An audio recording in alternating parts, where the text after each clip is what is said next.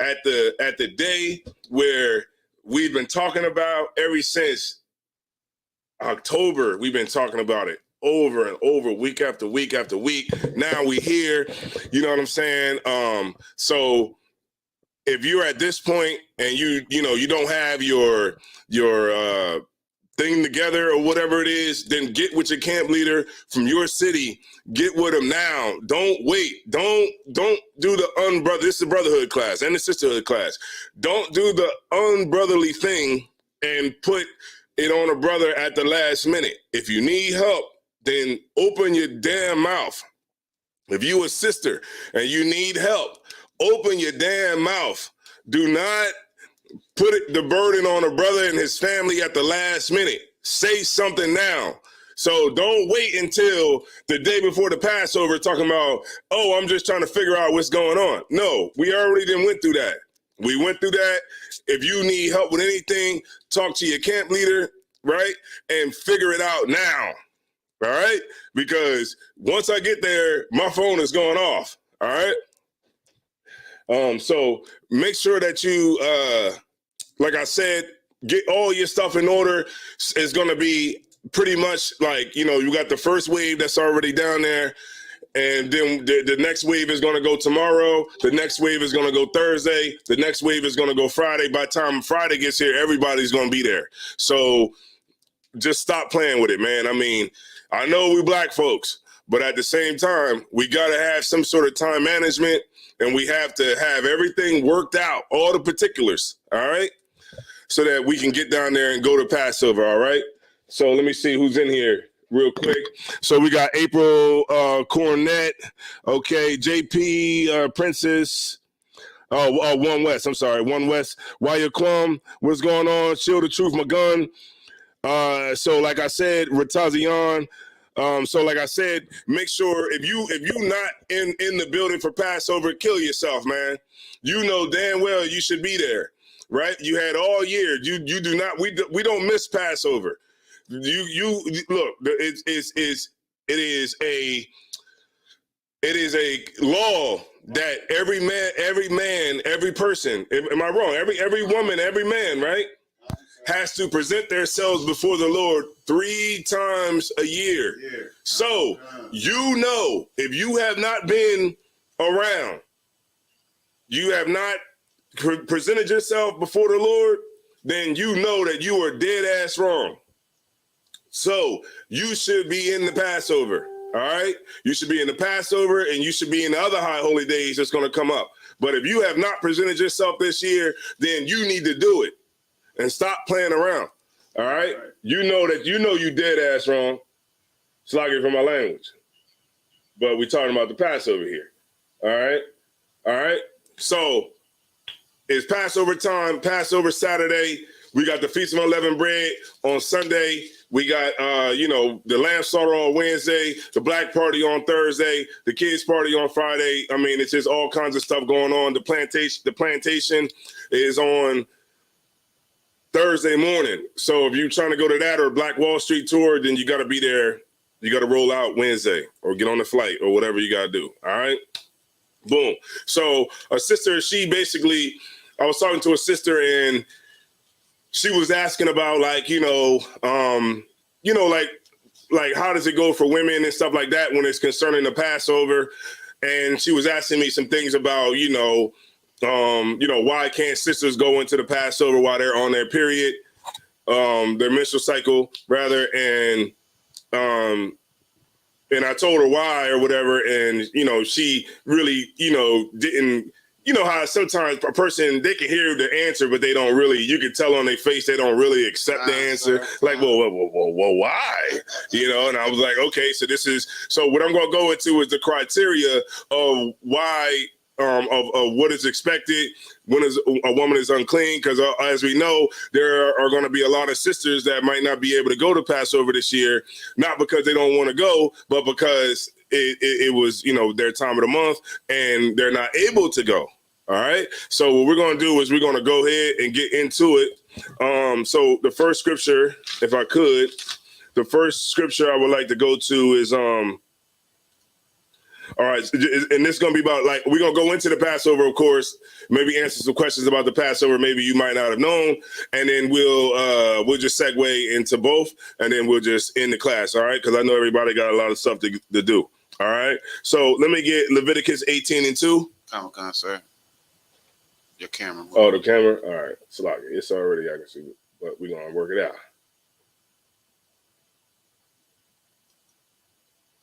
All right.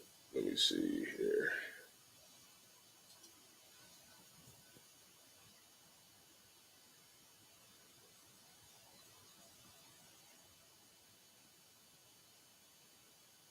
All right. All right, so we're going to go ahead, Leviticus 18:2. Whenever you're ready, we'll go ahead and do it. It's the book of Leviticus, chapter 18, verse 2.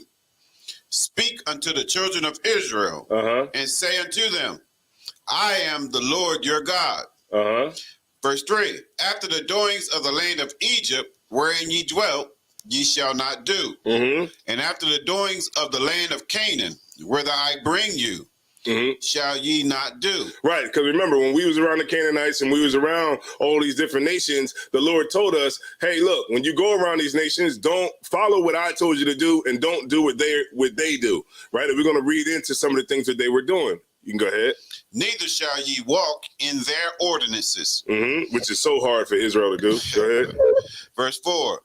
Ye shall do my judgments and keep mine ordinances to walk therein. I am the Lord your God. Ye shall therefore keep my statutes and my judgments, which if a man do, he shall live in them. I am the Lord. Okay. Let's skip down to verse 19. Verse 19. Also, thou shalt not approach unto a woman to uncover her nakedness, as long as she is put apart for her uncleanness. Right, her uncleanness, right? So a woman can be separated, you know what I mean, because it's her time of the month. She's going through her menstrual cycle, and this is, and this is what the Lord is telling us not to do, to not follow after the other nations that we were around, because this is what they were doing.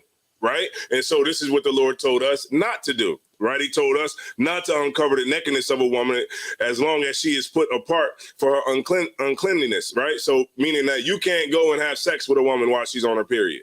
Right. All right. Don't do that. That's what they were doing. And that's what these other nations do that are around us. You know what I mean? You even have Jake today doing that. You know what I'm saying? Having sex with women while they're on their period, and we're not supposed to be doing that. All right, that's the time where a sister, she's going through her menstrual cycle, and that's the time where you're not supposed to have sex with your wife. All right, no sweat. So let me get Leviticus 15 and 19.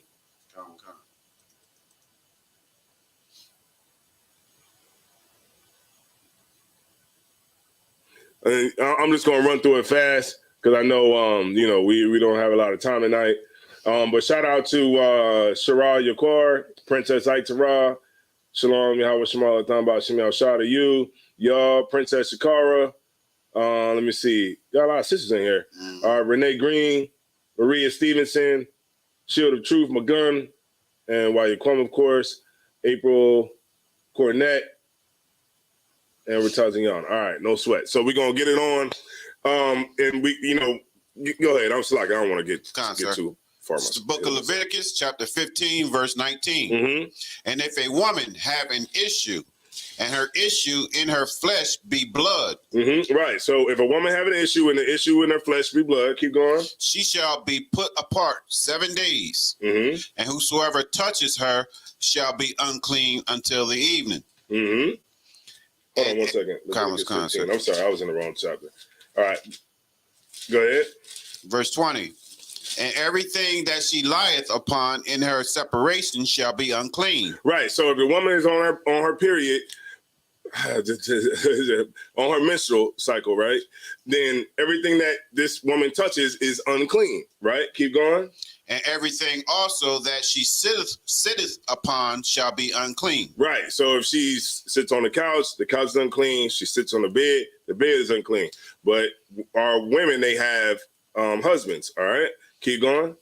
And whosoever touches her bed shall wash his clothes and bathe himself in water and be unclean until the even. Right. So if your rib is on her flower, your rib is, you know what I'm saying, when you get in the bed with her at night or whatever, to lay down or whatever, you're unclean until the even. All right. Keep going.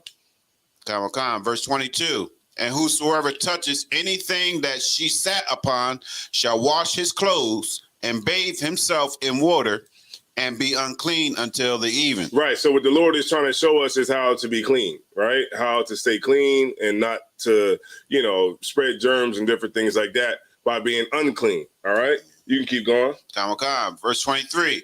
And if it be on her bed or on anything whereon she sitteth, when he touches it, he shall be unclean until the even. And if any man lie with her at all. If what? And if any man lie with her at all, and her flowers be upon him, he shall be unclean 7 days. Right. So that brother who has sex with a sister who's or on whether it be, her blood gets on you're unclean for 7 days, meaning that you have no priestly duties for 7 days. All right. And it goes, and we talking about the Passover now. So if a sister is on her flower and it's Passover time, then that sister can't come into the Passover. All right. And it goes both ways. If a brother has sex with a sister around the Passover and he's, when she get blood on him or whatever, because he's having sex with her while she's on her period, then that brother can't come to the Passover either. All right. Go ahead, keep going. And all the bed whereon he lieth shall be unclean. Verse 25. And if a woman have an issue of her blood many days out of the time of her separation, or if it run beyond the time of her separation. Right. So this is like, say it's a time of the month and, it might be a certain amount of time that you might be used to while you're going through your menstrual cycle. And then it might say it goes a little bit longer than the allotted time that you would be unclean. Read on. All the days of the issue of her uncleanness shall be as the days of her separation. Right, meaning that it'll just keep going on. You'll just be unclean longer than the 7 days, all right? And that's how it goes, right? So, all right, let me, you could drop that. And if I could, let me show y'all something about, matter of fact, Leviticus 20 and 18. Yeah, because we're getting the law, really. Leviticus 20 and 18.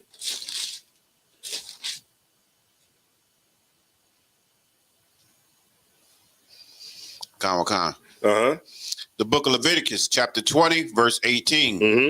And if a man shall lie with a woman having her sickness, and shall uncover her nakedness, he hath discovered her fountain, and she hath uncovered the fountain of her blood. This is the brother who's, having sex with a woman, while she's on her period, uncovering a woman's nakedness while she's on her period. Go ahead. And most women, most women, they're gonna be like, oh, I'm on my time of the month. Like, we ain't doing that. You know what I'm saying? So I'm not saying that women ain't staying away from it, but I'm just saying there are some women out there that don't give a damn, and there are some brothers out there that don't give a damn either. So what this scripture is talking about is if you are a brother who don't give a damn and you trying to have sex or uncover the nakedness of a woman, then you're unclean, right? Same thing as a woman. Go ahead. And both of them shall be cut off from among their people. Damn, that was serious. You get cut the hell off if you're doing that, because we had standards. That's what we don't have today. We don't have standards, and all of this, what we're talking about, and these laws and these statutes and these commandments, all this is a culmination that builds up to what? Culture, Right. You, in order to have a culture, you have to have standards. In order to have, before you can have standards, you have to have rules, right? And all of these things that have to be taught to you, and all of these things together make up a culture, right? And we have a culture where we're clean, right? But that's why we don't wear dreadlocks in our head. That's why we get that hair combed out. You know what I mean? You get some grease. You put some shampoo in your head. You get some grease. You get your rib to comb that dead hair out of your hair, and then you get that thing braided back. Right. That's what we do. You know what I'm saying? It's all about cleansiness. I know you hear that cleansiness is next to godliness, right? This is the Lord is teaching us how to be clean. Right. And we can't be clean if the nation is just having sex with women, on their period and then coming and dapping you up. You know what I mean? You coming and dapping me up, and you going through, your rib is on a period, and you know better. You know what I'm saying? It's all good. It's all good. Yeah, it's all good. And you know better. You know what I'm saying? So this is what the scriptures is telling us, and this is why we're here to say it. So I know it'd be kind of difficult sometimes around Passover time, because sisters kind of don't know if they're going to be able to go, because sometimes the time might switch. You know what I mean? Sometimes it could be in the beginning of the month. Sometimes it could be in the middle. Sometimes it could be at the end of the month. My first Passover was April the 23rd. You know what I'm saying? So it just depends. All right. So let me give y'all another one. Let me get one if you have a kid, if you have a baby. It's a lot of sisters that have children that I've been seeing on Facebook that are, conceived children within the last month, right? Sisters that have conceived children in the last week or two, right? And so we're going to go into that. So that's Leviticus 12:1.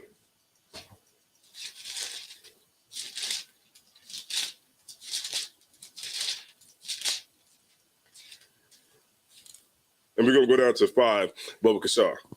Khan, sir. Mm-hmm. It's the book of Leviticus, chapter 12, verse 1. And the Lord spake unto Moses, saying, Speak unto the children of Israel, saying, If a woman have conceived seed. Right. So the conceived seed is a woman she had a baby. Right. Keep going. And born a man child. Then shall she be unclean 7 days. According to the days of the separation for her infirmity shall she be unclean. Right. So if a woman is unclean, if she gives birth to a boy, right? If she gives birth. But in this case, this child is a male child, right? Because it changes. It's a different dynamic when it's a woman. I mean, a girl or a boy, right? So now we're talking about the boy, and we're going to go through the what's that called? Not the standard, but I can't even think of the word. The protocol. The protocol for a woman of the separation. We're going to go through it right now. So it is where we at? Verse 2. Verse 2. So 7 days. So she's automatically unclean for 7 days. Keep going. Khan. Verse 3. And in the 8th day, the flesh of his foreskin shall be circumcised. Right, because after she has a baby, it's a custom in Israel that the baby gets circumcised on the 8th day. Keep going. Verse 4. And she shall then continue in the blood of her purifying 3 and 30 days. Right, so that's 33 days, right? 33 days, right? Plus the 7, right? Go ahead. She shall touch no hallowed thing. Nor come into the sanctuary until the days of her purifying be fulfilled. That somebody came in there? That sound like Officer Matazapa. Oh, okay. So she should be unclean 7 days, right? According to the separation of her infirmity, right? So that's the 7, right? And then it says, then continuing in the blood of her purifying 3 and 30 days. She shall touch no hallowed thing, nor read number 4 one time for me, please. Sir, I got it. Come on. The book of Leviticus, chapter 12, verse 4. And she shall then continue in the blood of her purifying 3 and 30 days. That's 33 days. Go ahead. she shall touch no hallowed thing, Uh-huh. nor come into the sanctuary, Passover. nor come into the sanctuary, The Feast of Unleavened Bread. nor come into the sanctuary. You see that? Go ahead. Until the days of her purifying be fulfilled. Right. So that's 33 days plus the 7 days. Right. So that's the 33 plus 7. That's 40 days.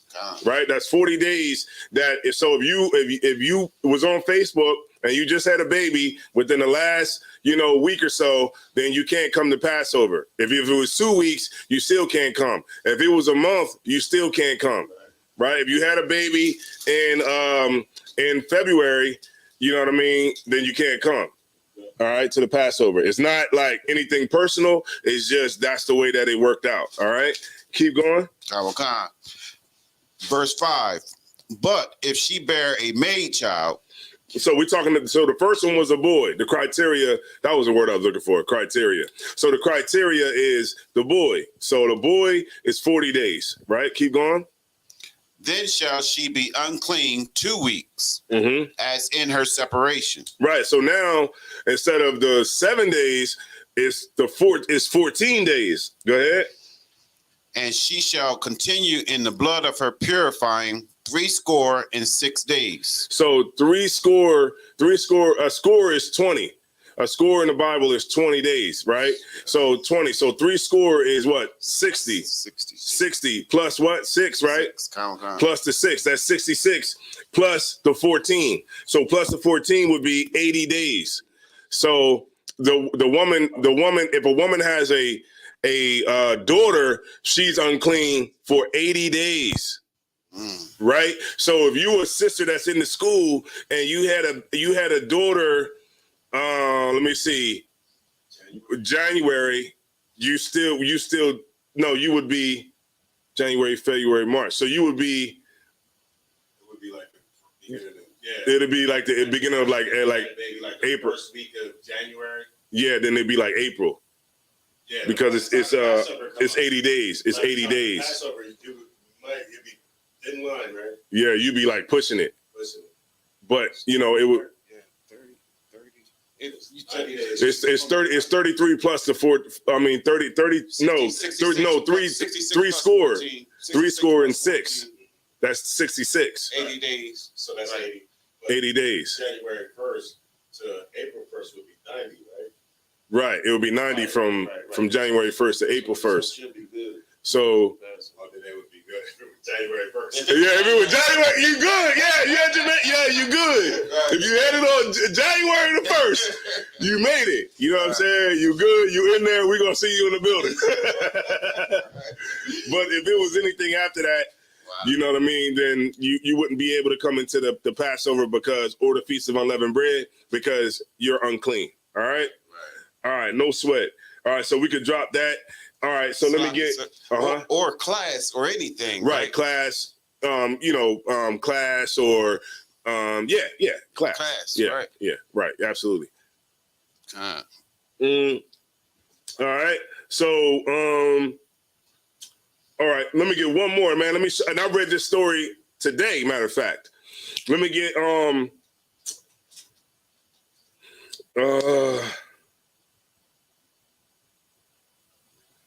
Genesis 31 and 32.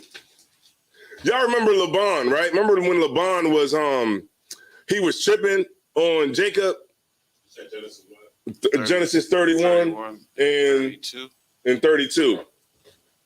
Remember when Laban was tripping on Jacob, and then Jacob rolled because remember he tricked him the first time.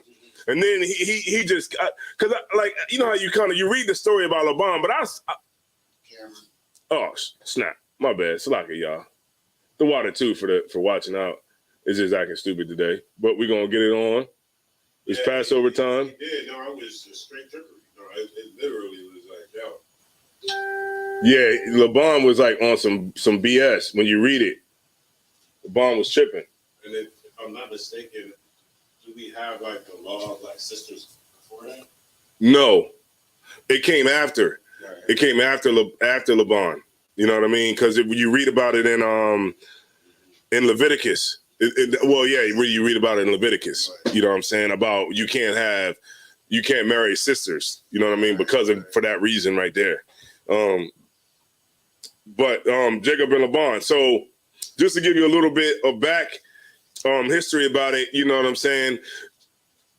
Laban kept doing Jacob dirty, you know what I'm saying? And the Lord seen what was happening. You know what I'm saying? The Lord seen what was happening. So what happened was the cattle that was Laban's that were born, they were weak and feeble and they were dying and all kinds of stuff like that. But then the cattle that was born to Jacob was strong and healthy and thriving, and they were multiplying, and you know what I'm saying? And Laban was jealous of it. You know what I mean?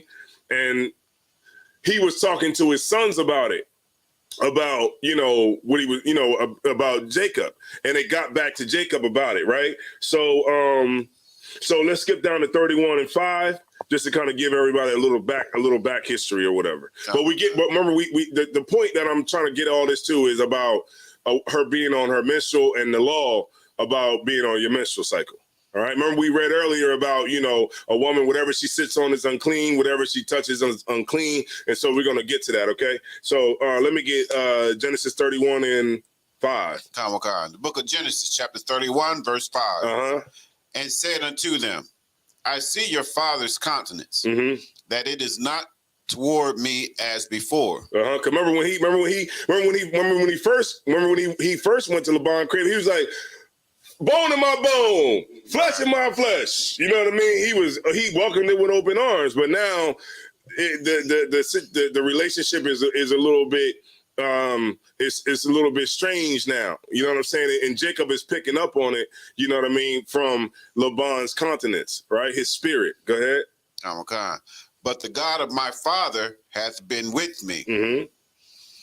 And ye know that with all my power I have served your father. Right, I did all I could. You know what I'm saying? Keep going. And your father hath deceived me and changed my wages 10 times.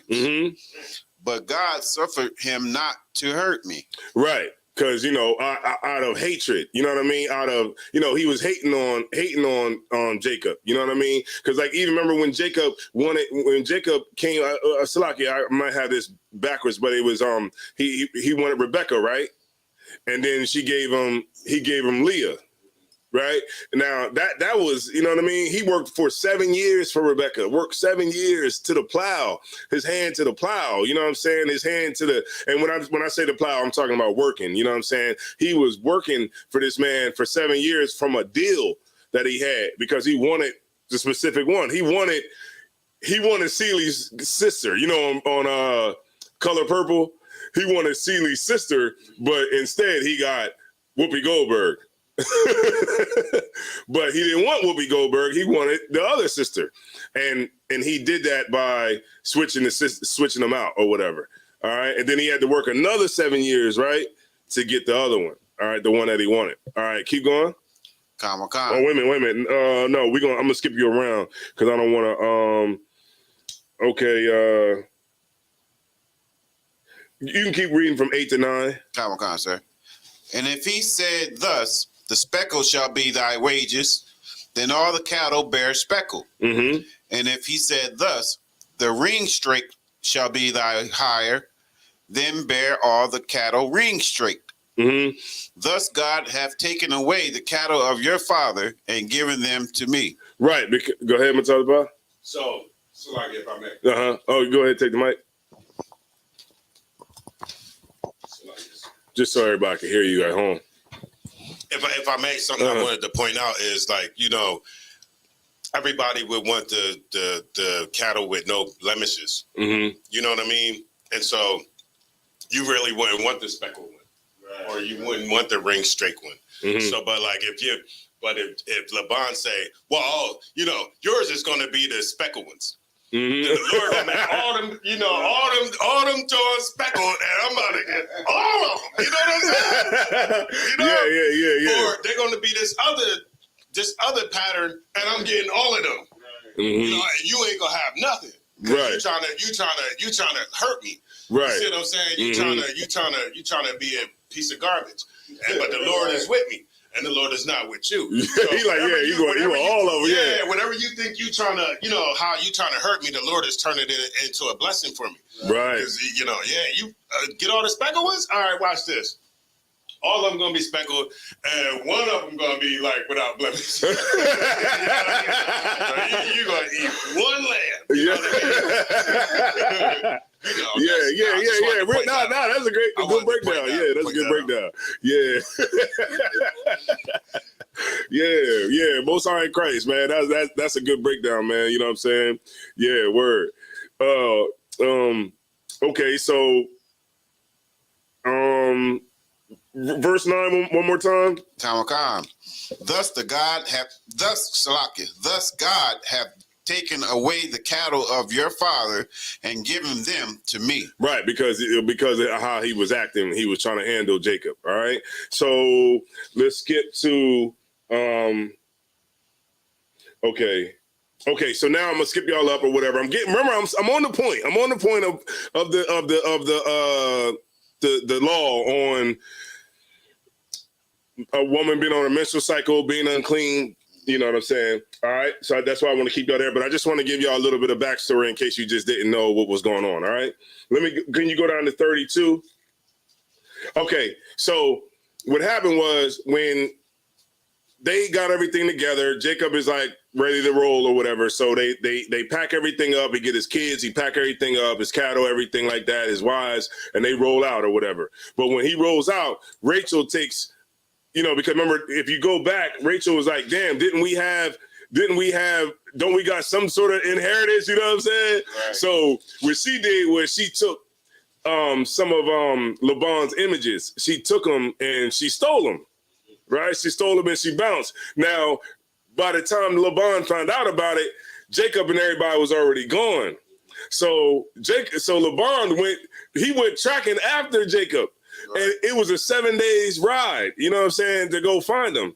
So he runs back into him, and now he's trying to figure out where is his stuff at, his property, all right? Damn. You gotta be mad to chase a nigga for 7 days.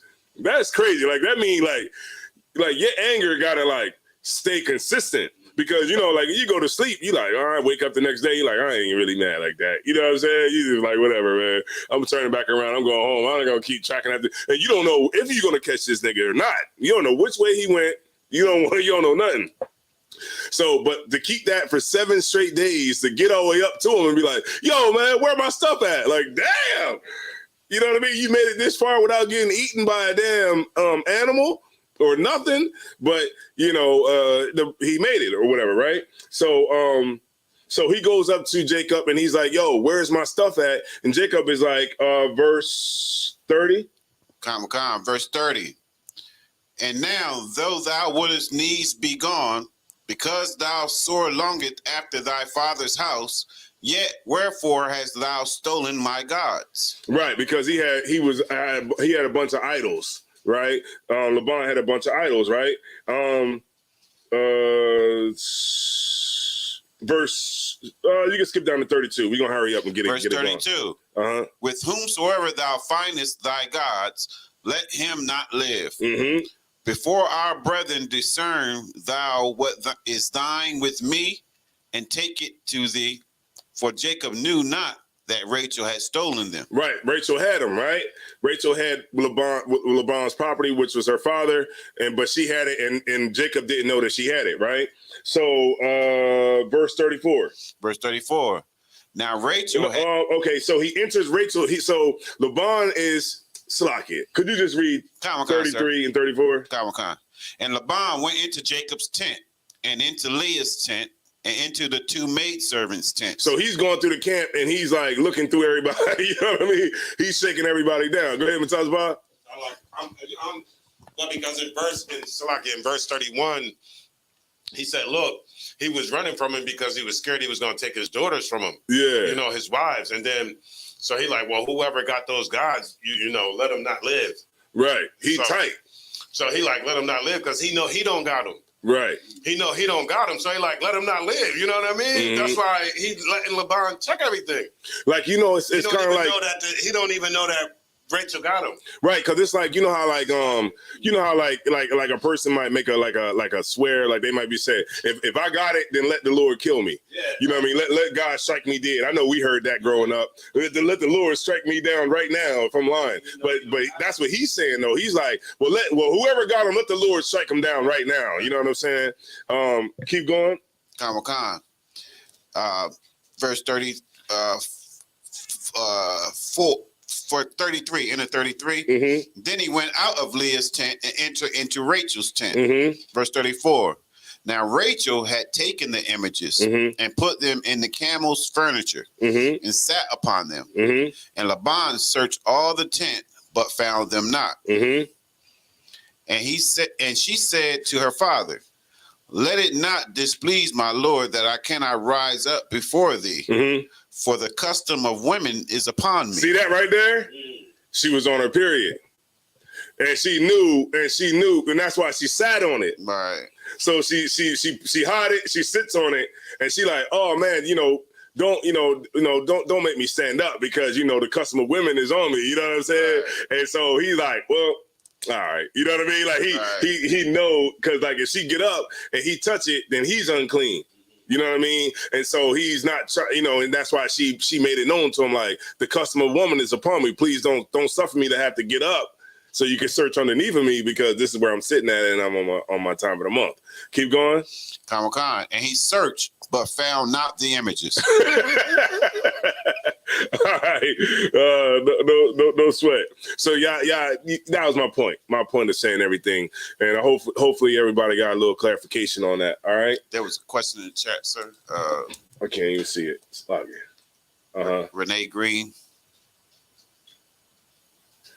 New to the truth from Philly. Okay. It says what was the question? It says online, sir, does a woman's hair, all the ends need to be covered for all events, for the entire events, Passover? No. Like we going out to like the what's that called? The plantation, Black Wall Street. No, your hair don't have to be covered. Your hair just have to be covered when we're in the sanctuary. We're in a setting that we're praying and different things like that, and the teaching class and scriptures is coming out. Right. Then you cover your head. You know what I mean? And so really a sister only has to have her head covered on the Feast of Unleavened Bread and the Passover. That's it. That's the only requirement. Go ahead. And Friday night scripture breakdown with General Muhammad. Right. And Friday night scripture breakdown with General Muhammad. Right. Salaki, hit the water for that. So yeah, just school and Passover and school and high holy days that we're there for. Right. But other than that, you go into the mall, wear your hair out. You know what I'm saying? You want to go to the plantation, you want to go to the black party, you fine, man. Go in there, man. Let them braids hang out. You know what I'm saying? Or however you got your hair done, let it all hang out. You know what I'm saying? You good to go. All right? Sweat them curls out. Sweat those curls out. Yeah. All right. Shalom. Y'all recall in the building. Reba Mataji Allah. Yeah. She ready to go down there to Passover. Huh? All right. Damn right. Yeah. That's right. So we're going to get a couple more scriptures and then I'm going to end it because I know everybody got stuff they got to do. Hair they got to get braided up. All right. So if you could, I just want to go on a couple of Passover scriptures because I heard, look, man, go ahead, Matazapa. The lab started tomorrow, right? Yeah. Okay. Tomorrow in the morning? Yeah, the beginning part of the day. Like, maybe not the morning, but it'll probably be like, 12, yeah. 1, like it was before when we did it. Could you see me one time, please? And so, and I know y'all heard this before. Y'all heard that doctrine where they say we can't keep the Passover. Right. So, Nick, these figures are like Greece, we talking about, you can't keep the Passover in captivity. Right. So I want to read Ezra 6 and 19. I know y'all heard this. I heard it before too. I was like, what the hell are you niggas talking about? Ezra, Ezra. Huh? Yeah, go ahead, get it on. Get it on. That if you don't drink now, it's going down on the road. All right. Yeah, I'm gonna have to because mom riding with me. Mom was yesterday. I was talking to mom on the phone. She was like, "You ain't gonna have the AC on, is you?" Like, oh boy, like, oh man, here we go. Like we ain't even got on the road yet.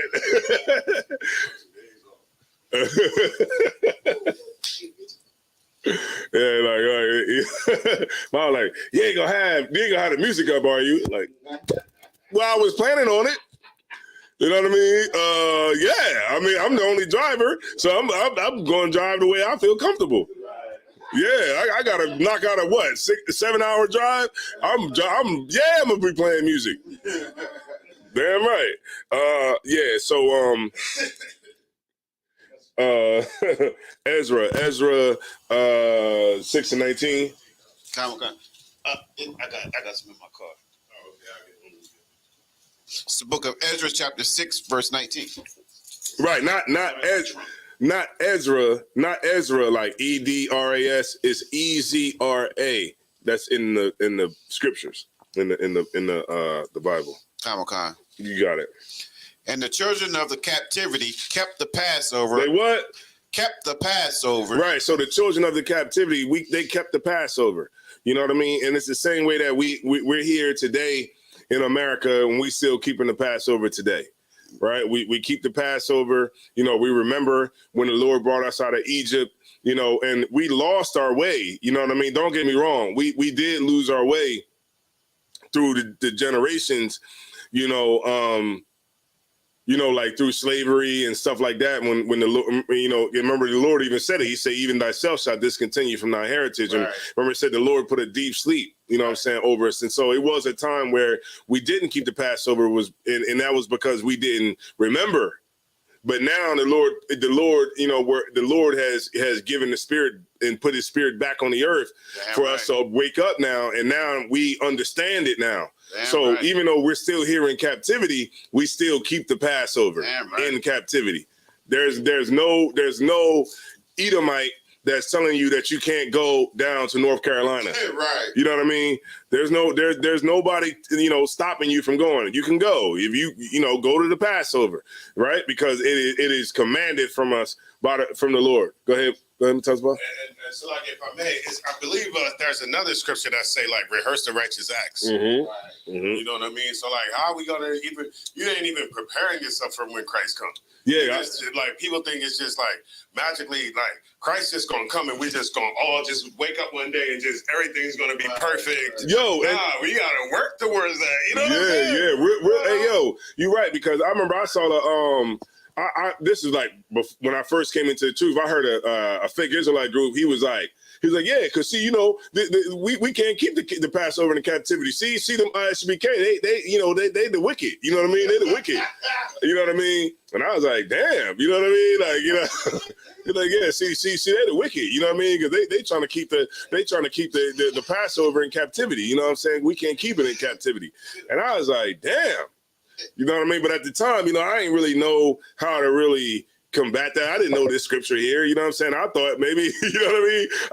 I'm a young man. I'm just trying to learn about the truth. I thought maybe they might have been right or something. You know what I mean? Because remember at that time, when we first came in the truth, you would see once you start watching like ISUPK videos, you would see like Commander General Yohana and them at the Passover. Like it'd be like, I remember that video where he was standing up there with the, he had that garment on, that real nice garment, and he was, the old school Passover, and it was like Captain Akai was up there, like on the guard, and I remember seeing that, and it was like they were like, "Yo, Shalom Israel, the Passover," you know what I mean? And I was like, "Damn!" But then I remember seeing like some Israelites say that they were wicked, saying that the Israelites were wicked, that ISUPK was wicked because they were trying to keep the Passover in captivity. And you also hear this too, and I'm going to give it to you, Matazapah, but you also hear this too, that we can't have multiple wives because we're in captivity. Mm-hmm.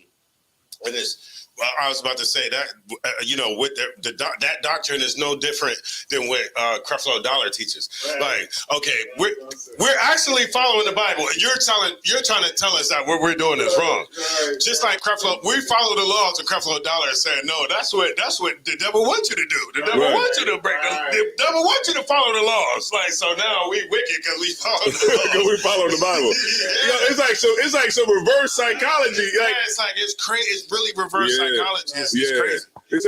Go ahead. I'm just going to add that it's no different than the Christian church if they have that mentality. Yeah. The Christian church says you can't keep the law. You got to have faith in Jesus. You don't got to keep the law. Hey, we're talking about. No, you right. And they saying that you can't keep the law by the Passover and all that. So, right. All right. So boom. So I'll just keep talking. We was at Ezra 6:19, but it says, let me see. I'm gonna get there real quick, just so I can elaborate until the brother get back. It's after 2 Chronicles. I can pick it up for you. 2 Chronicles. Ezra is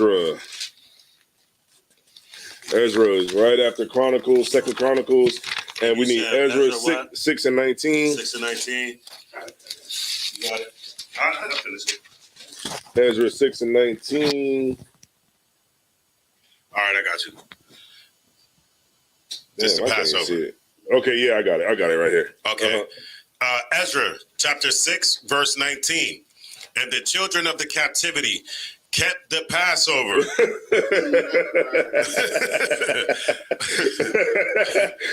He said one more time. And the children of the captivity kept the Passover upon the 14th day of the first month. Right, so the first month. So right now, we see what's going on right now. You're looking outside. Them trees is blooming, ain't they? Them trees is going. I'm starting to see the white coming up on the trees. You know what I mean? And I'm like, oh, it's the new year. It's still cold outside, but somehow them trees is breaking through. You know, them flowers are breaking through. Like, and I'm like, damn, it's still cold outside, but they still growing. You know what I mean? It's like it's still cold outside right now up north, but the flowers are still breaking through. They still growing because it's just the Lord commanded it now. You know what I mean? And so what you're starting to see, I remember Matata Paul was saying earlier, like the weather's starting to break. You know what I mean? The weather's starting to break, and you're starting to see those flowers busting through them tree limbs, and and the leaves are starting to grow, and that's dope, right? So the first month. So we're gonna just get like a couple more scriptures. Go ahead, sir, if you don't mind. Yeah, go ahead. Mind if I read it down to 22? No, go ahead. It's, just to help the point of what you're saying, it really solidifies. If I may, go ahead. Just break it down. For the priests of the Levites, Ezra chapter 9 and it's chapter 6 and verse 19. I'll start from there. And the children of the captivity kept the Passover upon the 14th day of the first month. For the priests and the Levites were purified together. All of them were pure, and killed the Passover for all the children of the captivity, and for their brethren, the priests, and for themselves. So, they doing it for themselves. They're doing it for all Israel. It ain't just some people was keeping the Passover. Everybody was keeping the Passover. Verse 21, and the children of Israel, which were come again out of captivity, and all such as had separated themselves unto them from the filthiness of the heathen of the land to seek the Lord God of Israel did eat. Like, that's what we're trying to do, separate ourselves from the filthiness of the goddamn heathen. And you telling us not to do that. You know what I mean? You're telling me to continue to just, be who I was. You know what I mean? How is that ever going to benefit us? That's right, we're never going to elevate mentally. Right. And it says, verse 22, and kept the feast of unleavened bread 7 days with joy. We was glad to do it. For the heart of the king of Assyria, Salakia, for the Lord had made them joyful, and turned the heart of the king of Assyria unto them to strengthen their hands in the work of the house of God, the God of Israel. So in all that, we still got strengthened in the captivity. The Lord still made the king of Assyria not mess with us so that we can rebuild the house of the Lord. Like, come on, you never know what's going to come out of right. You know, us coming together and doing, you know, having this brotherhood, man. Right, absolutely. What's wrong with this? Golly, yeah, man. Most High in Christ. And that's why I had to learn early along not to watch other groups. I'm able to do it now because I'm older. So older in the truth. So I can see what people are teaching. Right. To understand what the doctrine is, so you can combat it. But other than that, if you weak, you new in the truth, you should not be watching. Hey, but talk about it, you're gonna be like, I'll be damned. You'll be like, what? And then come into school, and then now you hey, bro. Hey, but talk about it, you start turning the pages like. You be like, man. Yeah, you ripping the pages because you trying to figure out what the hell. Look at your man, you trying to figure out like some new doctrine that you trying to. Wait a minute, was that Christ in the burning bush? Yeah, because he said, "I am that I am," and back here, Christ said, "I am." You know what I mean? No. Yeah, you start to. You know, if you're not rooted in the truth, you start to take on every wind of doctrine. What did it say? Man, you always read this. I think it's like Mark the 4th chapter, or Matthew the 4th chapter, where it say, as soon as you learn the truth, here comes Satan. Yeah, and he take you right on up out of here. Right, to see. Yeah, immediately. Real, that's real, man. The water for that too. So Ezra 6, heavy scripture. And also too, people get it mixed up too about the Feast of Unleavened Bread and the Passover, and it's really the same thing.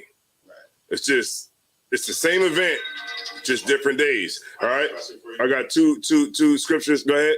I got a question for you, and this is a question that comes up every year. So maybe you can help clarify. So when you get the mic. So at the end of the Passover. Mm-hmm. At the end of the Passover, I know. I think it was. I forgot what year it was, but brothers was unclear if they could eat breaded stuff. Remember, it was like was unclear if they could eat breaded stuff or something like that before Feast of Unleavened Breads. And like you're saying, it's all the same. The same, right? Right. It's all the same. I'm gonna pull a scripture to show you. Luke, 22:1. Luke 22:1. Hold on, let me get there with you. I want to make sure. I want to make sure it's there. That's like been a thing every year. Yeah, because it goes right into it. Like once we have the Passover, after the Passover is over, and we walking out the room, we're in the Feast of Unleavened Bread right then and there. Right. Because I remember one year where we couldn't really decide. Like we was like, because after the Passover, it's a certain specific meal that you can eat, like which is the Luke 22:1. It's a specific meal that you can eat. And sometimes brothers and sisters get hungry. You know what I'm saying? They get hungry. And and they want, and that year we wanted to go out and we wanted to get some damn chicken wings. Go ahead and talk about. No. That's a question after you get this. All right, we wanted to get some damn chicken wings after the Passover because it was, we brothers was hungry. We was drinking and everything. You want to get something to eat. So the only thing that was open, we was in New York, and the only thing that was open was like a wing spot, and we was like, oh, yo, we about to, man, look, brothers was ordering wings like crazy. I think I ordered like a 50 piece, and then another brother saw that, was like, oh man, I'm about to, and he ordered like one, and then another brother was like, yo, we about to, and then they came over like, yo, we about to order, you know what I mean? And then it was like the company was like, yo, y'all gonna have to give us some time, you know what I'm saying? Because brothers was like trying to just go crazy, but once it came down from the generals or whatever, and they explained it to us, they said you can get some wings or whatever, but they just have to be unbreaded. Right. You can't have breaded wings; they got to be naked. Right. Yeah, naked wings. Right. So if you could read Luke 22:1. Power Khan. This is the book of Luke, chapter 22, verse 1. Now the feast of unleavened bread drew nigh, which is called the Passover. Say it one more time. Now the feast of unleavened bread drew nigh, which is called the Passover. Go ahead and talk about. And I was about to say, even when you just how we even understand our days and when days start, you know, and how the next day starts when the sun goes down. You see what I'm saying? So, you know, sometimes we got to remember that, you know, when we dealing with Israelite, when we dealing with our culture, it's not the same as Esau, you know. You know, as soon as the next morning, as soon as you see the sun come up, that's the next day. Nah, it's really when the sun go down, you know, like we really in the next day. Right, and that, and look, and we'll talk about Passover. As soon as that sun go down, you're already in Feast of Unleavened Breads. Right, and that's the spirit you want to be in. Like, you don't want to be in the spirit like, when I go to after the Passover, I'm gonna just eat all the bread I can eat, you know, before 7 o'clock. No, you don't. I was in that spirit. I was about to just eat bread. Like, look, give me a sub, a steak. Let me get some Doritos. Let me just go ahead and just pig out before 7, and then I can't eat nothing else. You don't want to go into the Passover with that spirit, because that's not the spirit of the Feast of Unleavened Bread. The Feast of Unleavened Bread is to deny yourself, remember, because that's when we had to leave Egypt. So it's like, you like, you know, at that time they didn't know that it was about to be the Feast of Unleavened Bread. You know what I mean? So they started eating all the bread that they could eat. No, they were on the run, so they had to take what they had and roll. So you want to go with that spirit. You don't want to go with the spirit like, I'm gonna just go buy, you know, 3 or 4 cheesesteaks and just go ahead and bust them down.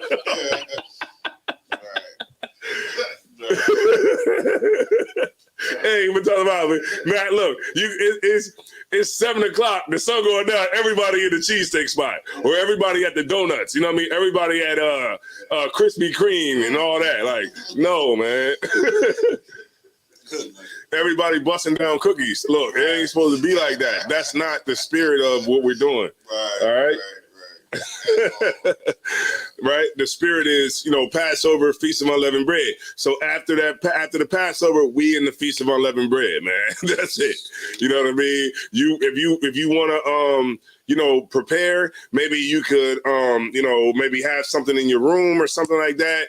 Maybe you know, sisters make some great unleavened bread, and then maybe you could, you know, get you some lunch meat.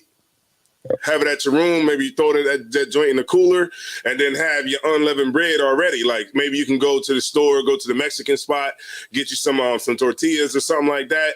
And then when you come out the Passover, if you drinking and, you know, you've been drinking wine all night and you ready, you know, you need something to throw in your stomach, then maybe you can go back to your room, you know, make you a sandwich or something like that with unleavened bread and then bust it down. Go ahead. I just wanted to, if I could, I just wanted to remind everybody to, before you start to travel, to get that unleavened out of your house, because by the time you come back, remember, you'll still be in the Feast of Unleavened Breads because it's 7 full days. So you got to make sure you get it out before you get on that, you know, you rental car, you know, plane, train, whatever. Just get it out the crib. Yeah, because like I remember, because like, you know, the brothers had questions about that too. Like, you know, you just got to get it. You got to get it out of, you know, the leaven out of your dwelling place. So like, if you live in a house, say you in the city or something like that, and you know it's a little weird, then you know take your unleavened, and then say if you got a basement or something like that you don't go into, or you got like maybe your backyard or something like that, maybe a back shed or something like that, maybe you could take your leaven out of the house and you could store it there. You know what I mean?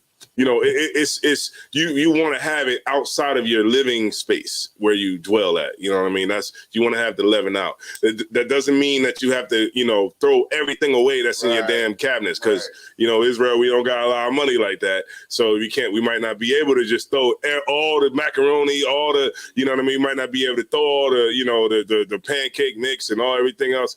We can't, all the cereal, you know what I mean, all the donuts, all the cookies, everything that you had to pay money for with your hard-earned money, you might not be able to do that. So what you got to do is, you know, take it out of your living, put it in a bag, and maybe put it outside, you know what I mean, or put it in the shed, or put it in the basement, or put it in the attic, somewhere outside of your living space where you live at, you know, so that you don't get tempted to go and eat it. That's the whole spirit behind it.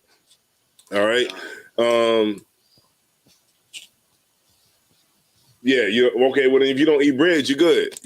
That's one up. But them donuts, them cakes, them cookies, I know me myself. And then also too, just a real quick sidebar. I'm not trying to drag the class out, but you have to. You can't eat no Doritos. No, I don't think Doritos. I don't know about Doritos. I mean, maybe I could be wrong. Salaki, I could be wrong about that. But what I noticed, what I was in my mind, I'm not saying this. I'm correct on this, but in my mind, I feel like I can only eat plain chips. That's right. Yeah, like plain, because it's just soybean oil and potatoes. Right. It ain't nothing else. Because I remember brothers were talking about like sour cream and onion and the spicy the spicy habanero and all that. You know what I mean? Like you try to get deep into it. It's like I think that type of stuff, like the Cheetos, the cheese puffs, the jalapeno Cheetos, all that good stuff. You can't eat that. You gotta, if you're gonna eat chips, you can eat that. And then maybe we even do baking soda. We don't even do the baking soda toothpaste.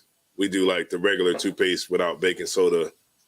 You do that? No, you just started something in the chat though.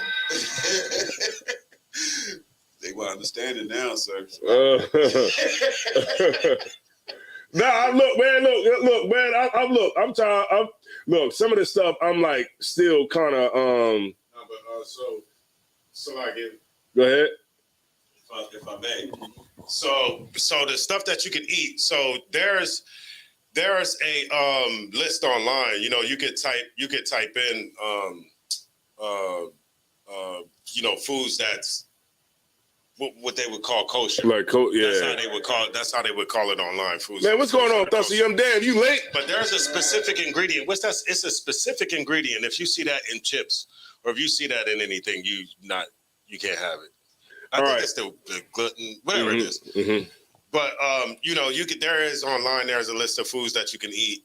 Like the captain is saying, you want to be in the correct spirit. So instead of eating all them damn chips, even worrying in your brain about it, eat plain Lay's potato chips. If you got to eat chips, you just have to eat chips. Mind you, salt is bad for black people. You know what I'm saying? But you have those cravings sometimes. You just gotta have the chips, because sometimes I gotta, I just feel like I want to eat some chips. Then I'll just eat the Lay's plain potato chips. You can't go wrong with them. They salty, ooey, and it's just potatoes. You know what I mean? And it's just potatoes. Hey, they make you feel good. Yeah, but if you're the type of person that don't eat that and you eat cakes, you can't eat no cakes. It's as simple as that. You can't eat cakes, but you can get with a sister who knows how to make sweet unleavened bread. Because Tazaiwan's rib and Tazia's rib made excellent unleavened bread. We made that sweet and we made sandwiches out of it. We was just making sandwiches from unleavened bread. You can eat that, you know what I mean? But if you don't cook in the house and you eat from restaurants, you have to watch that. You know what I mean? Right. You have to watch that. So sometimes when we would come back, we would go to Subway and just get the salad in the bowl. You just got to eat stuff like that for 1 week. Yeah, it's not that bad to change up your diet for 1 week. But it might be, and it's good for a lot of brothers, man, because a lot of those carbs, man, they turn into sugar, and the sugar ain't good for you. You know what I mean? So So right after Passover is a Feast of Unleavened Bread. All right. So you want to be in that spirit. You just want to understand right there is where you make that transition. You don't want to just be like, well, I'm gonna just bust all the the Krispy Kremes down until 7 o'clock tonight. Go ahead. So sundown, the Passover sundown.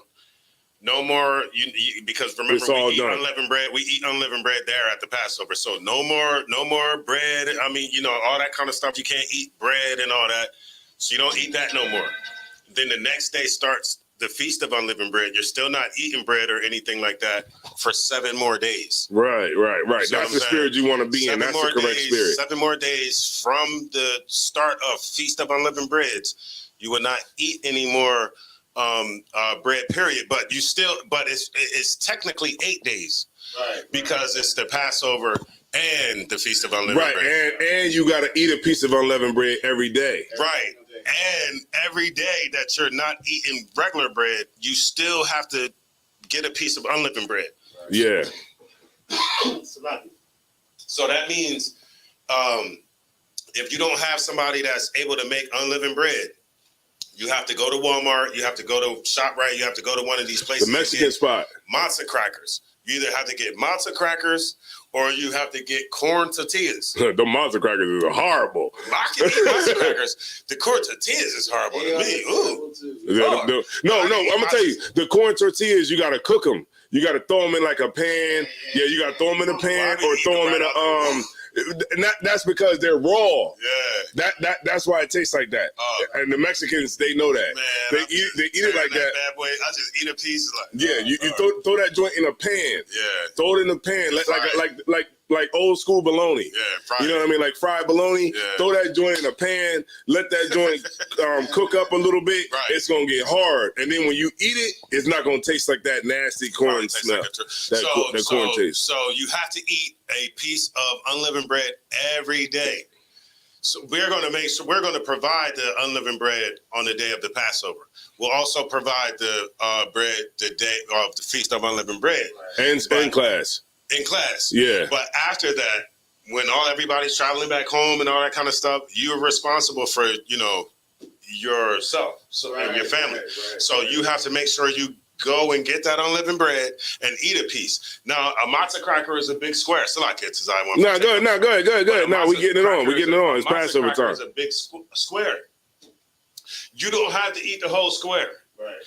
However, you do have to eat a piece of it. Right. You see what I'm saying? Like the corn tortilla might not be the best. Right. Tazaiwan told us how to make it the best. Cook it up. You know what I mean? Like bologna. If you don't like it, you don't have to eat the whole thing. However, you do have to eat something. Yeah. You know what I mean? And it's a requirement. It's something that we have to do. Let them know what the spirit is behind it. You know what I mean? Of eating that unleavened bread every day. You talking about as far as remembering, the times of old, right? Remembering the Passover, right. And how we had to rush, and the bread didn't have a chance to rise and stuff like that. We had to get our stuff and go. Right, but what is the Lord? The point of you eating it now? What does the Lord want to make you? And the only reason I'm asking you this is because General Hyman asked us the same thing too. I'm trying to think. You remember? Okay, General Muhammad said that the Lord wants you to be sick of unleavened bread. You know what I mean? The Lord wants you to be sick of it. You know what I mean? That's why we eat it for 7 days, because he wants you to really remember what actually happened at that time. Like he wants you to remember, like our brothers and sisters, our foreparents who had to eat it, and they were tired of eating that bread. You know what I'm saying? But because they didn't have time to make it rise, and they were eating it in the wilderness and stuff like that. And it just that it directly connects us to our ancestors in the past. And that's a chance that you get to explain that to your kids. You know what I mean? So now they understand why we're doing it. Okay, so eat a lot of things, do the house, sir, do the house. Okay, so Renee Green, are you coming to the Passover? You said, what's the link for the ingredients? Okay. You know what, Renee? I'm not exactly sure what the link is. Specific link, but usually each year we'll get to like the stores and we'll be like, what can we eat? Somebody will pull up something, and it'll say like a list of kosher food. You can go like, I hate to say it, but you can go like them Jewish cats. They got the it's a specific name. They got the right kosher stuff that you can eat. Right, it's a specific name that you're looking for, and it'll tell you, like now if you see this, then what they call matzah crackers. The matzah. Yeah, matzah. Yeah, matzah crackers. Matzah. You can eat that. You can go to the go to your, I don't know if you in the hood. I'm not trying to pass judgment, but if you in the hood or something like that, or you close to the hood, or you got somewhere where you can go to a Mexican store, then you can get a whole stack of tortillas like this for like $6, $7, $8. You know what I mean? The thing is gone. It says, let me see. The water. It's moving around. Y'all on it tonight because I'm catching. Y'all catching everything. So you pretty much can cook whatever you want. It just can't have any leaven in it. That's it. You know. Right. No leaven. No leaven in your food. You cannot do it. If you do it, salads, you are sinning against the Lord. Right. You are not doing what you are supposed to do. That's the point of this class tonight, is to show you. You know what I'm saying? For the sisters, you know, rewind after this is over. Rewind and tape. This is actually the last video that we're gonna be doing. Hey, even Mataziala was like, "Wait a minute, are we doing class tonight or what?" You know what I mean? This is the last one we're gonna be doing. Look, if y'all want to see me in person, y'all want to get an autograph or whatever, then y'all can catch me at the Passover, man. I'm gonna be there.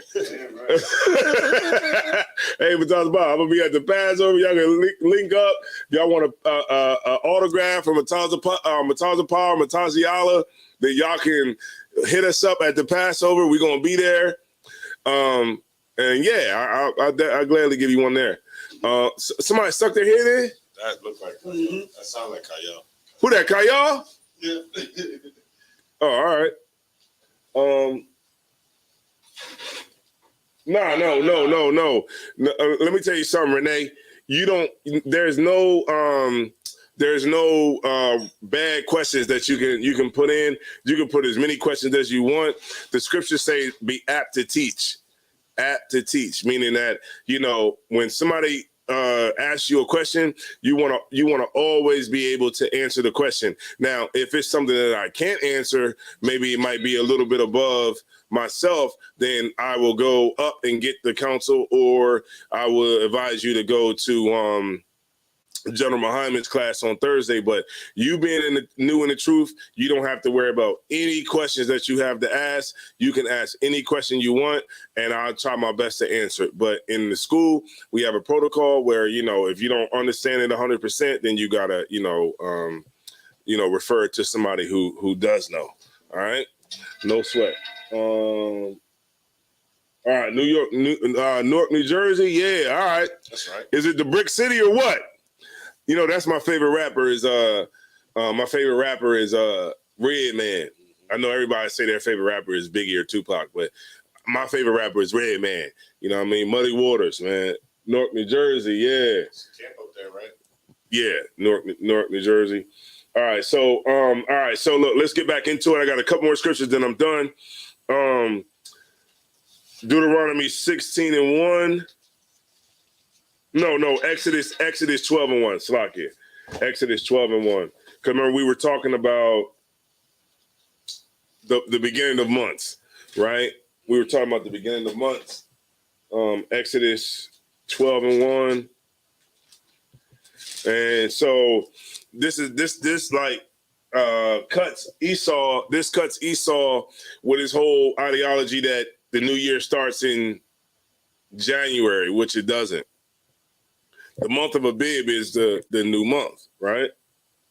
And let me look up Abib just to give y'all clarification. It's March/April. So Abib, Slakia. You right, Matazapa. Because I've had March Passover. Right. Remember, our first Passover was April the 23rd.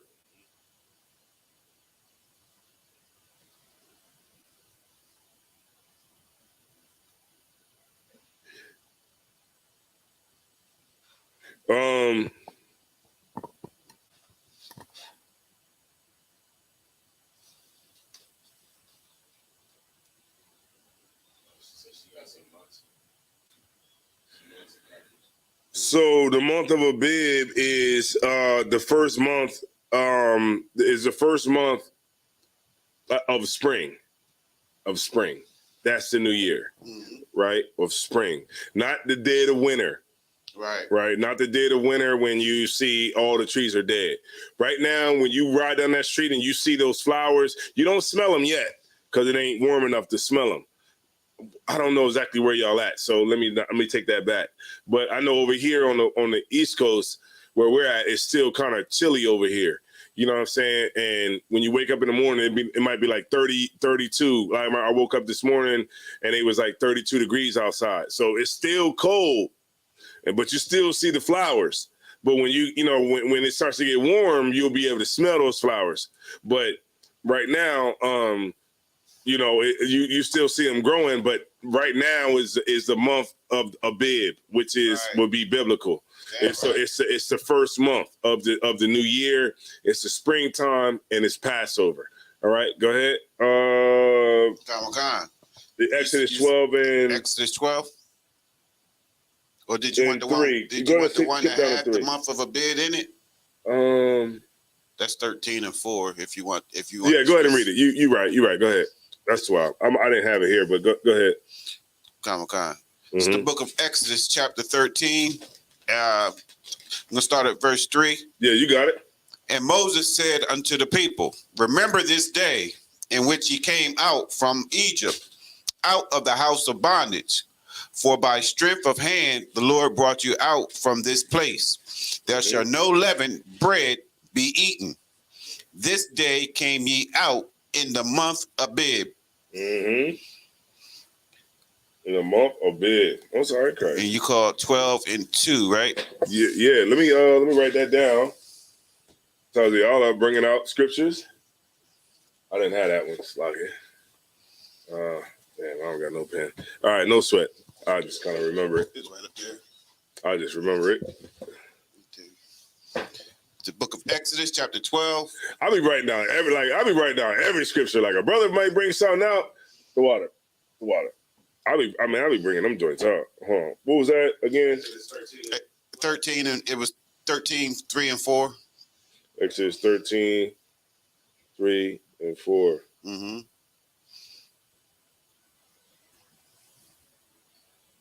Salakia. I'll be right, man. Some brothers be having some of them Right. them cold cuts. All right. The headshots. I'll be writing all them joints down. All right. So Exodus 13 and 4, and then let's go to Exodus 12 and 1. The book of Exodus, chapter 12, verse 1. As a matter of fact, you can skip down to 4.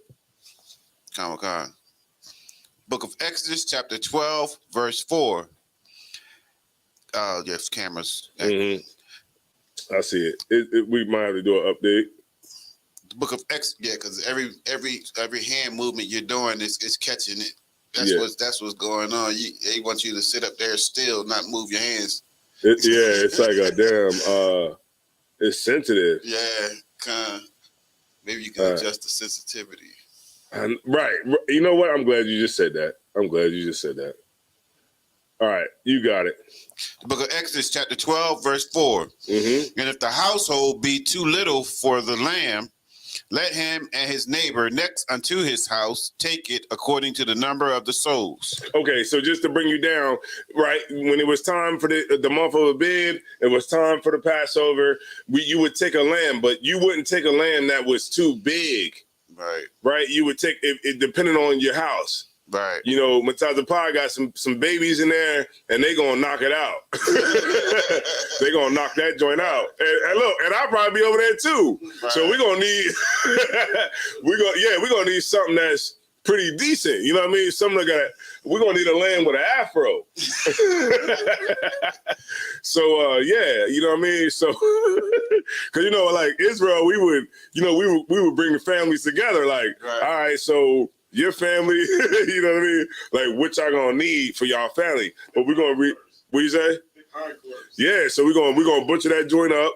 You know what I mean? Get it ready. Just imagine everybody in their backyard got a lamb hanging up by the legs, and they gutting that joint, skinning it, and everybody, kids playing. We sitting there listening to, music. It could be music, like, I don't know, like with the instruments or whatever. And we just sitting back, just chilling like we would today. And we just chilling. You got that brother in the neighborhood, the brother, we used to have one in Florida. What was his name? Calvin Jack. You got brothers like that don't mind getting in there and butchering something up. You know what I'm saying? And you got that brother butchering that joint up, and we getting ready for the Passover. Keep going. Verse 4. Verse 4. And And if the household be too little for the book of Exodus, chapter 12, verse 4. And if the household be too little for the lamb, let him and his neighbor next unto his house take it according to the number of the souls. Every man according to his eating shall make your account for the lamb. Right. So you got to make sure everybody got enough to eat. Right. Go ahead. Verse 5. Your lamb shall be without blemish, a male of the first year. Right, because if you leave it to Israel, man, you're going to just eat the ones that don't look good and save the ones that are without blemish. But the Lord, save the ones without blemish. But the Lord wants you to eat the good, right? The Lord is telling you what to do, but you're going to be the one that's going to eat it. We're going to get the ones that sneezing and got colds. But the Lord don't want you to eat that. He wants you to eat the best one. Right? Like, imagine if it was the best lamb. You know what I mean? It's like, man, we got to eat that one. You know what I mean? That one is the one we supposed to, we going to breed. Hey, but that's about, we going to breed that one. we ain't trying to, eat him. Right? Go ahead. And especially, when it comes to, because you're giving it away to feed everybody. Right. You know what I'm saying? Because it's like you bringing it to the table. Right. You bringing it to the table. You know what I'm saying? You bring it to the priest. So, the priest's going to have a whole bunch of sick, right. all them sneezing, skinny, bony, you know what I'm saying? No, we can't eat. What kind of Passover is this going to be? Right. The Lord wants you to eat the best. Yeah. Because you're going to eat it. You know what I mean? So he wants you to eat it. And so this is the family, the families that are together that's eating the Passover lamb. Right. Keep going. Come. This book of Exodus, chapter 12, verse 5. Your lamb shall be without blemish, a male of the first year. You should take it out from among the sheep or from the goats. Right. So you can't eat a goat. You can eat a goat for the Passover. Like you can take it from the sheep or the goats, one or the other. Right. It's still lawful. Like, you know what I'm saying? I don't know. You know what I mean? Maybe we might have goat one day. But as far as we go, we just do the lamb. We do the Passover lamb or whatever. But you can take it from the goats or the lamb or whatever it is. All right, go ahead. Come. Verse 6. And ye shall keep it up until the 14th day of the same month. And the whole assembly of the congregation of Israel shall kill it in the evening.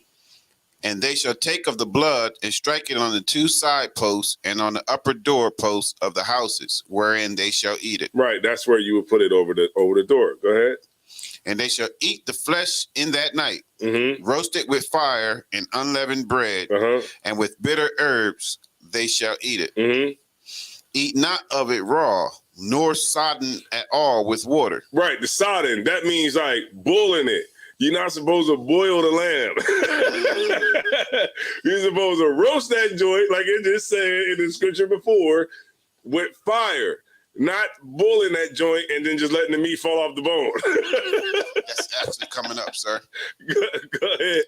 But roast it with fire, his head with his legs, and with the pertinence thereof. Right, because all of it's lawful, every part of it. Even remember Matazaba, they had like what was it, lamb head soup or something like that, like the Benjamites. Nah, that's where I draw the line.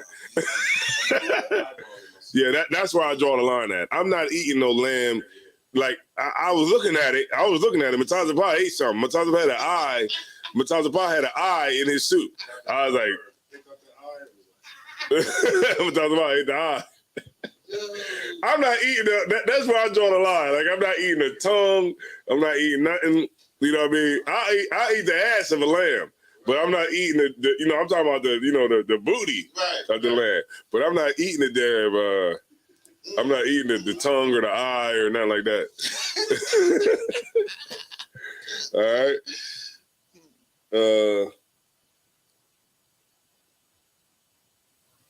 Okay. All right. No sweat. So we got it.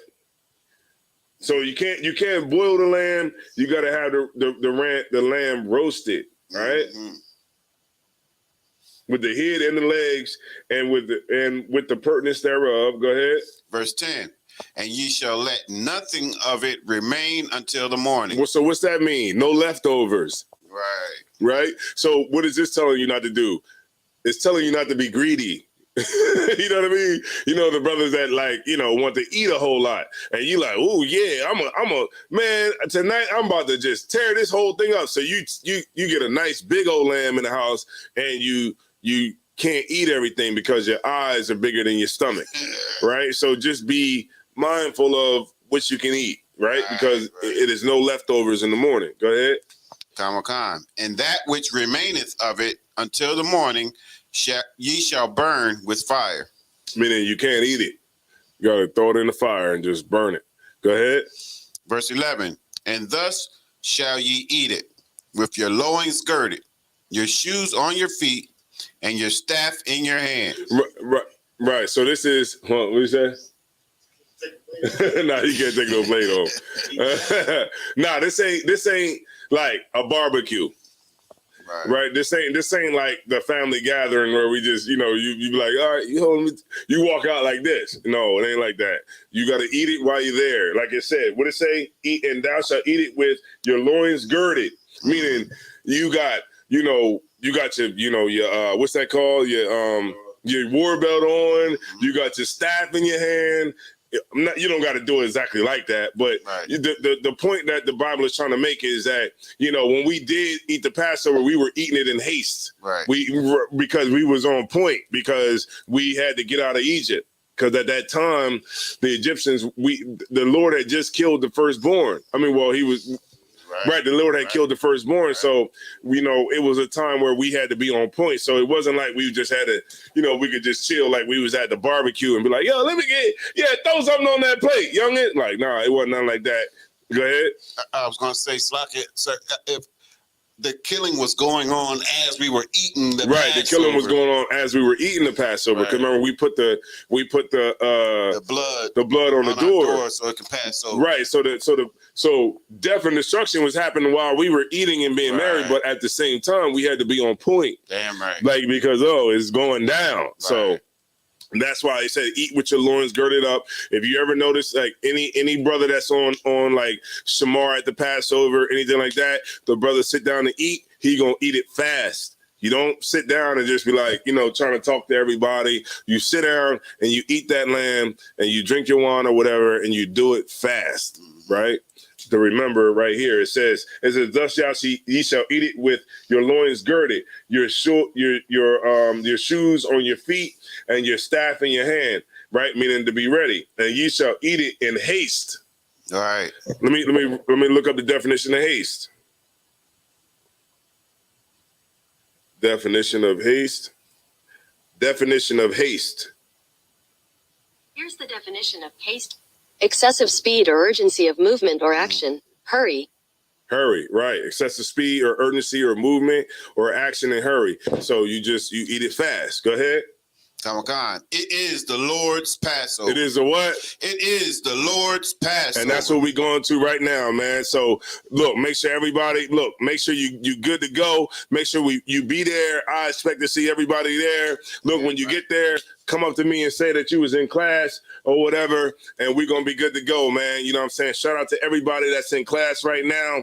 Hope to see y'all there. You know what I mean? And look, man, we're going to be on the plantation. The plantation, get that, man. I'm taking my mom to a plantation. You know what I mean? And we're going to Black Wall Street after that. Mataza Pa's doing the medic, and we serving the wine at the Passover. So y'all make sure y'all in the building. Make sure y'all pay y'all Passover fees now, because if you don't pay them, you're going to have to pay to get into the black party. Right. All right? It's going to be $30 at the door. Good. Right? Yeah, it's one of those parties. So you're going to have to pay $30 to get at the door. I can't get you in. All right? You know, I might be able to pull a string or two, but damn, don't put me to the wheel like that. You know what I mean? I might be able to pull a string or two, but don't do it just because, you know, I might try to help you out. But at the point I'm trying to make is, look, get everything done now. Get your Passover fees in today. You know what I mean? And we're going to be in there, man. We are not going on Thursday or Friday or Saturday. So, look, man, we'll see you there at the Lord's Passover, Lord's will. I'm going to turn the class over to Preaching Officer Matazi Yala.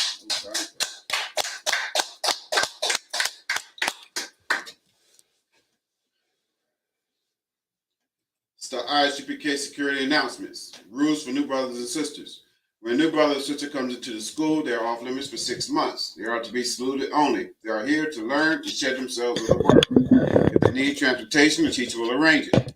After 6 months, if a brother or sister has an interest in a particular person, they have to seek counsel from the heads. Tithes, which is a commandment. Numbers 18:21, Malachi 3:8-10. Ma'aitra means 10th in Hebrew. It's 10% of every penny of any increase the Lord gives you. Priest funds, free will offering for the priests. It's not mandatory. It's whatever amount you like to donate. Upcoming holy convocations. We have the Lord's Passover, which is finally here, right? All right. So we'll see you in Raleigh, North Carolina this Saturday. Everybody be in the building. Remember, if you're traveling to the Passover, to be safe. Remember to communicate. Remember to, before you leave your house, make sure everything that has leavening is out of your house, as Officer Matazapah has eloquently said during class. Right. Missed the class, rewind the class, and go back and look at the class over again. And keep looking at it until you get to North Carolina. Just keep rewinding. All right? It'll get you right. Get you right. All right. Also, there's a shuttle that Commander General Yohana has available to get you back for different events, because traffic is going to be congested in the city. So you want to take advantage of the shuttle service, park your car. That way you can eat, drink, and be merry at the black party, at the whatever event you're going to. You can be safe. All right, take advantage of the shuttle service because there's going to be a concert. City is going to be congested. All right. What else? As far as Passover, that. I said communicate. Make sure you communicate with everyone when you're leaving and when you arrive. All right. And that's it. The next day is the Feast of Unleavened Bread. All right. Now, if anyone wants to be a trooper in the school, start wearing all black boots, shirt, pants, headband, or scarf. With that being said, Men of Israel, Majim. Men of Israel, Majim Shabbat. Majim, Barak. Yahweh Hashem Yahweh Shabbat Yazmatah. Psalms, we determined we're going to get a sister courtesy salute. Men of Israel, Majim Shabbat. Majim, Barak. Yahweh Shema Alatham Ba'Hashem Yahweh Shai. Yazmatah. Class dismissed.